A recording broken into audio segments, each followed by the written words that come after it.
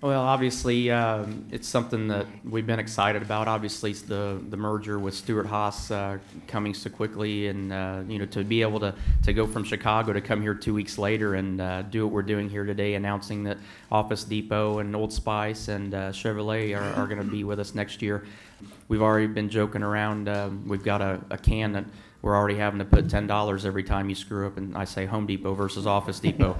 So we're trying to figure out who's going to fill it up first. So, if you think about Office Depot and the brand of Office Depot, it is about small business, and frankly, you're starting out a new small business. That's exactly what you've done, and you've proven how successful you have been with Tony Stewart Racing in the past as an entrepreneur, and we are just absolutely thrilled to be a part of this family.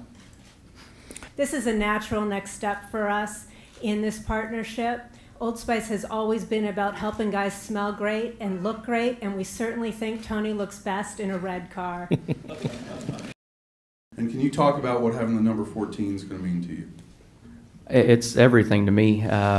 We're going to have both the 4 and the 14, and 4 was my first ever go-kart number that I started with, and obviously, unless you don't follow auto racing, but about once a year, everybody knows that AJ Foyt has always been my all-time hero, and when this opportunity came about, it was about a 5-minute tug of war between, do I want my first number back or do I want AJ's number, and it was pretty easy to decide that I wanted the number that my all-time hero had.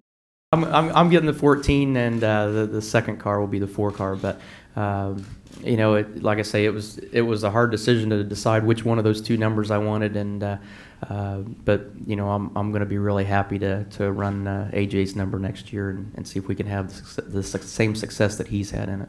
It's in our best interest to get the second driver of the car signed as soon as possible, to where we can help go out and pitch our potential sponsors for the second team too, knowing who their driver is going to be. How long into the process did you realize that you wanted to go with 2 different sponsors as opposed to just 1?